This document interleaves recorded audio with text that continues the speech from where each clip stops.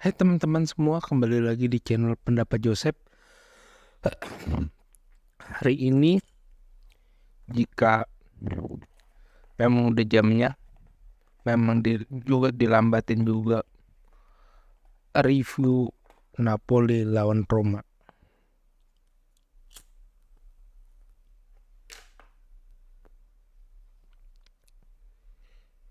Kembali lagi Napoli bertanding lebih bagus di fase absen Doni ini. Egoisa, Palantano, dan Victor Osimhen tuh menjadi motor serangan dari menit pertama pertandingan sampai 20 menit pertandingan. Sesekali Roma mencoba menggalang penyerangan dari Pellegrini, Christensen, sedikit membantu Bove membuka opsi Bryan Cristante. Satu sisi dia memberi keuntungan bagi Roma, tetapi di banyak fase dia sering kehilangan bola. Hingga Roma ya kembali lagi ke gayanya awal, dia baru panas di menit 30-an.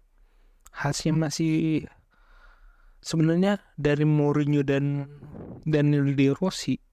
Benar, Daniel De Rossi mengembalikan permainan Roma ke sayap. Sedih, pragmatis apa enggak? Di satu sisi ada sisi pragmatisnya kalau melawan tim-tim yang secara gayanya batu banget. Tetapi di sisi lain ya melakukan banyak perubahan Daniel De Rossi dari pola serangan Roma. Nah, di pertandingan ini Roma dibandingin Napoli melakukan banyak variasi serangan di sayap.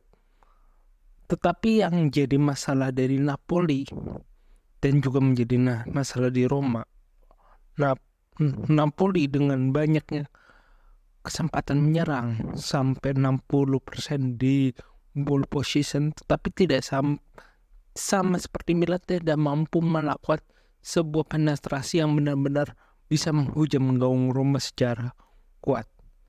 Iya, dia mencetak 2 gol di babak pertama, di babak kedua. Tetapi 2 golnya itu bisa dibilang satu benar-benar adalah sebuah kemampuan dari Mauro Oliveira yang dari sisi kiri sayap kiri Napoli dan menghujam ke sebelah kanannya Milaselivar dan penaltinya Victor Osimhen. Sedangkan Roma sekali lagi dia dicetak sama penalti, tetapi selama beberapa pertandingan, beberapa kali Napoli memang bisa menahan Roma lebih terorganisir, tetapi lebih rentan melakukan kesalahan benar-benar fatal. Sedangkan Roma ya mainnya memang mengandalkan serangan terorganisir, dia menekan, tetapi kesalahan Roma lebih bisa dimaklumi karena mereka melakukan opsi serangan secara total yang menyebabkan seringnya terlambat dalam hal menutup ruang di serangan balik.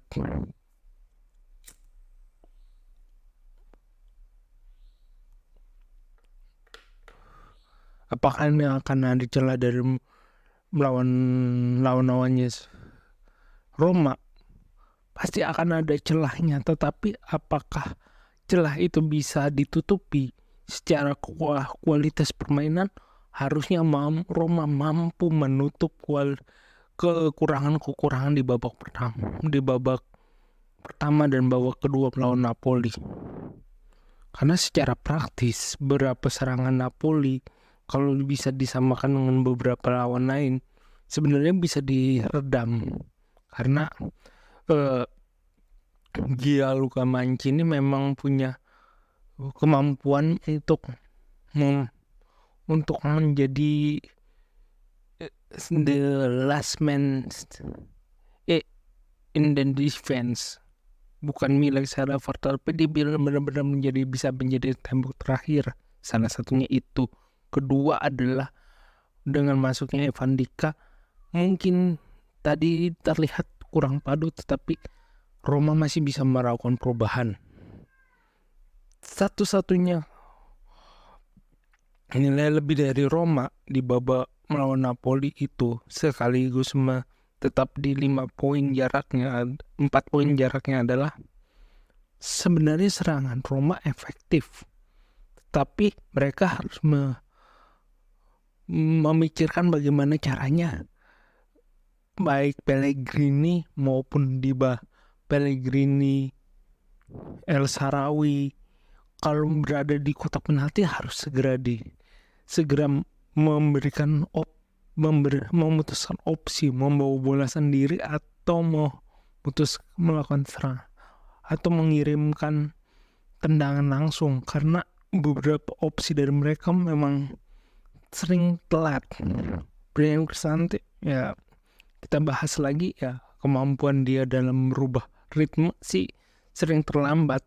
Buffon sedikit efektif, tetapi ya kalau untuk selera romanisti atau anak-anak pencinta sepak bola zaman sekarang sih bisa dibilang nggak efektif.